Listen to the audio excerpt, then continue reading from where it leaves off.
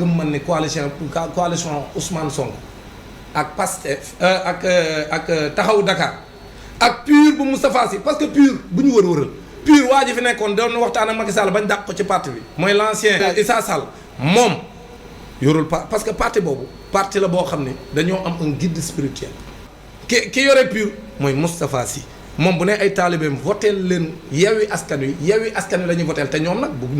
leen nit ñi xeeb de dafa am gox yu bari yoo xam ne si dañ faa ñëw ay deuxième ci ay élection ak ay troisième Yewwi Askan Wi mooy coalition bi ëpp doole loolu laa gëm opposition bi moom moo ci ëpp doole parce que PDS gouvernement ba mu amoon 2012 gouvernement Abdoulaye Wade bi daanu 2012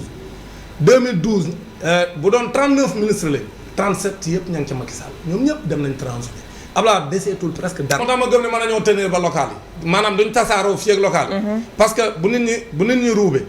ñu jël une personnalité politique boo xam kenn nekkul ci ginnaawam tanewuma amul i nit mu toogoon nekk ko Macky Sall xëcc ko mu bàyyi yàqul coalition Yewwi Askan Wi ñu jël ab parti wuyaa boo xam ne dem na inscrire boppam ca liste ba waaye amul benn doole kenn xamu ko fenn tojul fenn gañewul fenn bu xëyee Macky Sall woo ko wala muy jéem a dem jege Macky Sall pour dem ne ko danaa wax ne bàyyi naa pour jéem leen a wàññi mun leen a wàññi kooku mënut a wàññi xam nga kañ la coalition bi di wàññeeku bis bu ñu demee ba Khalifa Sall ak Ousmane Sonko ak Moustapha Sy ñoom ñett déggootuñu coalition mais tant que ñoom ñett ñi ngi déggoo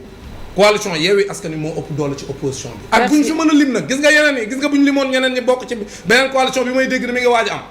autour du PDS coalition boobu amuñu doole yëral waay yëral xam li ñu jotali yëral